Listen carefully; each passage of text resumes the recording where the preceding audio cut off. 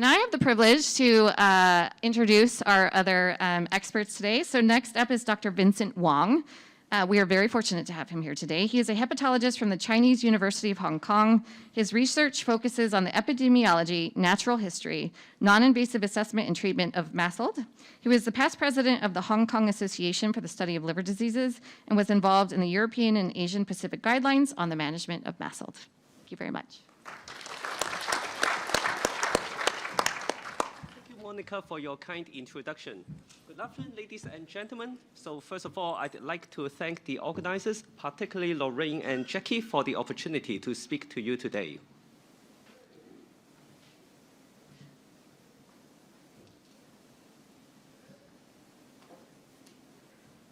Okay. So here are my disclosures. My job today is to talk about some research updates in the field of MASLD.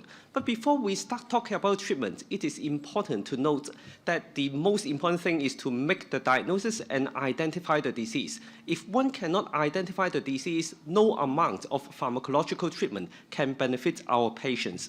So we have seen this clinical care pathway before. So this is from the AASLD guideline on the management of MASLD. So essentially, apart from the focus on the use of non-invasive tests to assess our patients, we have to emphasize that many of our patients are seen in primary care and non-GI hepatology care. And therefore, the liaison between the two, between primary care and also hepatologists, and also the application of the test in primary care is of paramount importance. However, I'm sure you will agree with me that many a time this is not as easy as it may sound.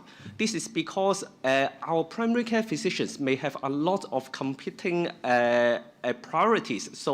And the assessment of MASLD may not always be the first thing that would come across their mind. And therefore, we think that in order to identify patients at risk, it is important to make the process automatic.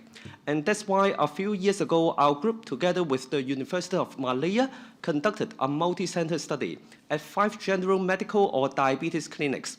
So essentially, what we did would be to enroll more than 1,000 individuals with type 2 diabetes, a high-risk group for MASLD. And then we randomized them into 2 groups. So the first group would undergo usual care, whereas the intervention group would have the fibrosis score, that is FIB4 and also EPRI, calculated automatically based on existing lab results. And if the fibrosis score was abnormal, then the clinician would be alerted to the abnormal results whenever he or she saw a patient at the clinic. So this was a positive study. So over 1 year's time, in fact, the identification of patients with high fibrosis score, and then the patient would be referred to hepatology care or further fibrosis assessment would be increased by more than 10-fold. So in fact, this would be one innovative way of how to identify our patients so that they would not go into end-stage liver disease. This diagram illustrates the natural history of MASLD. So for MASLD, we can divide it into simple steatosis and also MASH. MASH meaning that the patient does not only have fat inside the liver, but also necroinflammation and tissue injury. Like all chronic liver diseases, when you have ongoing inflammation and tissue injury, there would be accumulation of liver fibrosis, that is scar tissue inside the liver. When you have a lot of scar inside the liver, so much so that the liver becomes shrunken and also distorted in architecture, we call that liver cirrhosis. It is a critical step in the natural history of hepatology because once cirrhosis occurs, the patient can develop liver failure, cirrhotic complications, and they can also have a higher risk of developing liver cancer. Now, the other meaning of this diagram is, like all chronic diseases, it is, of course, good if you can treat it early so that further disease progression can be prevented. However, until we have a drug that is inexpensive, widely available, effective, and safe, before that happens, then it is likely that we have to be more selective in our prescription. And currently, the payers and also the regulators agree that we should focus our pharmacological treatment in patients with MASH together with moderate to severe liver fibrosis, because this is closer to where the liver-related events may occur, and therefore targeting this group of patients may have the biggest impact. Now, if we understand that the majority of patients will only run into trouble after the development of cirrhosis, it also means that if you can prevent cirrhosis from happening, you can prevent the vast majority of cases of suffering from liver disease. So this would lead to the key concept of what we look at in clinical trials. So there are two main concepts. So first of all, if we look at disease progression like a train going towards our destiny, you can stop the progression to cirrhosis by stopping the disease activity. And in the jargon of the MASLD field, it means that we can resolve steatohepatitis, so you stop further worsening of the disease. Or even better, if you can go back in time, so you can reverse the injury, then of course the patient is even less likely to progress to cirrhosis. And in the field of MASLD, this means fibrosis improvement. And actually, currently, the US FDA would agree that a drug can be conditionally approved for the treatment of steatohepatitis if it can demonstrate MASH resolution or fibrosis improvement. And this is what we will look at in the later data that we are going to show in this talk. If you discussed with me 5 years ago, I would tell you that it was work in progress. So we tested a lot of drugs and many of them didn't work at all in humans.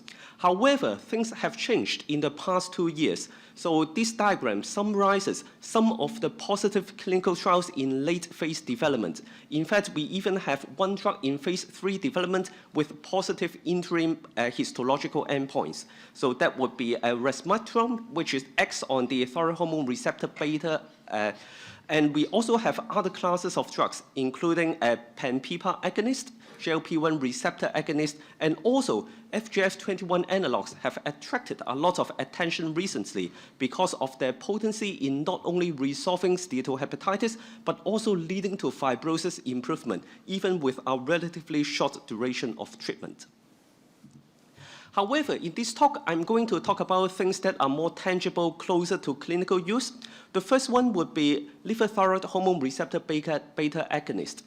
So several decades ago, actually clinicians might try to use thyroid hormone to help people lose weight. So because thyroid gland is the little gland in front of our neck, it is a master controller of the metabolic rate. When you are low in thyroid hormone, your metabolic rate would slow down, and therefore people tend to become lethargic, and they would also gain weight and develop all sorts of metabolic complications. However, we know that just prescribing thyroid hormone to patients wouldn't work because of the toxicity. When you have enhanced metabolism, there would also be increased heart rate and also increased blood pressure. So the toxicity would mean that it is not tolerable and cannot be routinely used. But what if we can just stimulate the thyroid hormone receptor inside the liver without resulting in systemic side effects? In fact, this is possible. It turns out that the thyroid hormone receptor beta is located in the liver only, and if you stimulate that, it would lead to improvement in not only liver fat, but also some lipids in the circulation as well. And at the same time, there is no alpha effect, meaning that there will not lead to symptoms of thyrotoxicosis. And therefore, the drug resmetirom has entered into phase 3 development, meaning that if this is also positive, the drug may be registered for the treatment of steatohepatitis. So it is a positive study. At 52 weeks of treatment, as you can see, patients randomized to receive 2 different doses of resmetirom were more likely than those receiving placebo to achieve resolution of steatohepatitis and at the same time, fibrosis improvement. So you may think that 1/4 of the patients having fibrosis improvement in 1 year may not sound a lot, but at the end of the day, we also need to look longer. So one good example would be when we treated hepatitis C in the past. So in 1 year, we are still talking about 20 to 30% of patients with fibrosis improvement. However, if you look longer, 5 years, 10 years down the line, then the majority of patients will eventually have fibrosis improvement. So we are not there yet. We still need to gather long-term data, but just to guide you how to look at those data. Now, the resmetirom program is unique in that it also has a parallel phase 3 MASLD and NAFLD-1 study. So this is based on non-invasive tests alone. So it is to confirm the safety of the drug in a broader population. It also provides support to use non-invasive tests to select patients for treatment and to monitor treatment response in the future. This is very important because when a drug comes to the market, you wouldn't want clinicians to perform liver biopsy on every patient just to select someone for treatment, and you certainly do not want the clinician to biopsy your liver again 1 year or 2 years later just to see whether the drug is working. So the use of non-invasive tests in routine clinical care is very important. Another class of drug that is very important in the field is GLP-1 receptor agonist. So this has attracted a lot of attention in recent years. So it has been registered for the treatment of obesity and type 2 diabetes. Now, GLP-1 is actually a hormone secreted in the small intestine. When you eat, when the food goes into the small intestine, GLP-1 would be secreted. So this is a signaling molecule to tell the body that you are already eating, so you have had enough, and therefore you can eat less. So it has ubiquitous action on various organs. So in the brain, it would reduce the appetite, it would slow down gastric emptying, and therefore you will feel full and do not want to eat more. At the same time, there would be beneficial metabolic effects in various organs. So importantly, this class of drugs not only would reduce the sugar level and also body weight, and in long-term randomized clinical trials, we know that these drugs can reduce cardiovascular outcomes and also reduce mortality. So we are talking about our drugs that not only change the numbers, but also save lives. So how about in the field of steatohepatitis? So semaglutide has been tested in MASH.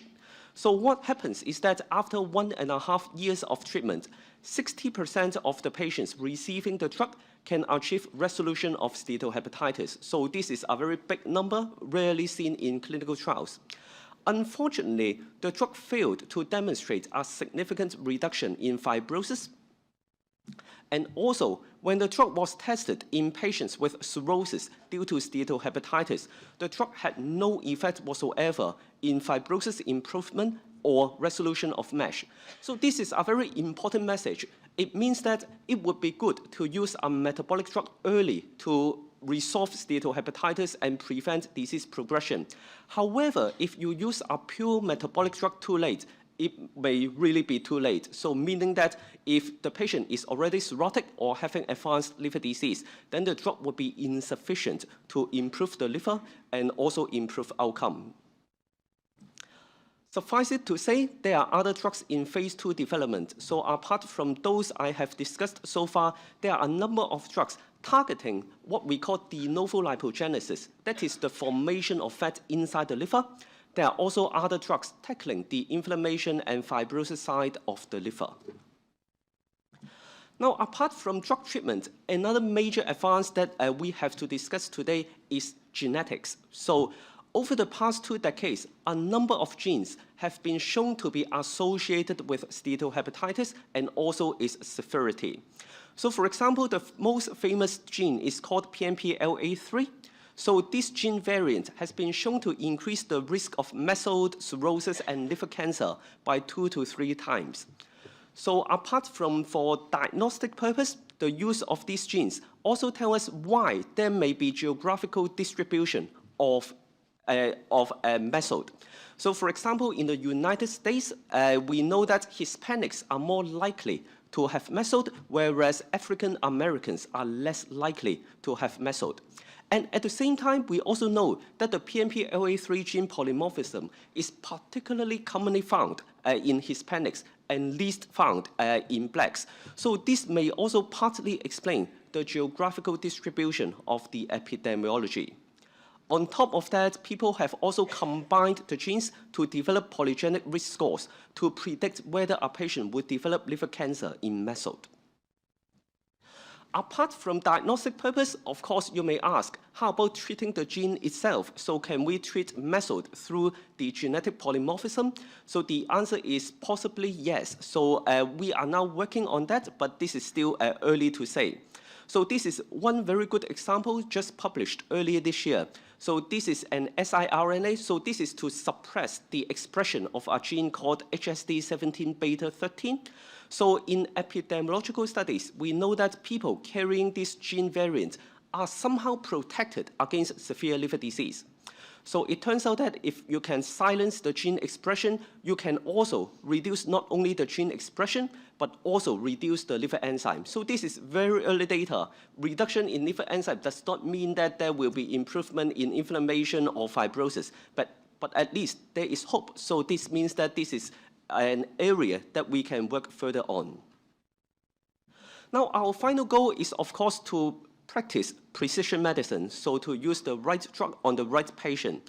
Now, in some other field, particularly in oncology, precision medicine is already part of the routine.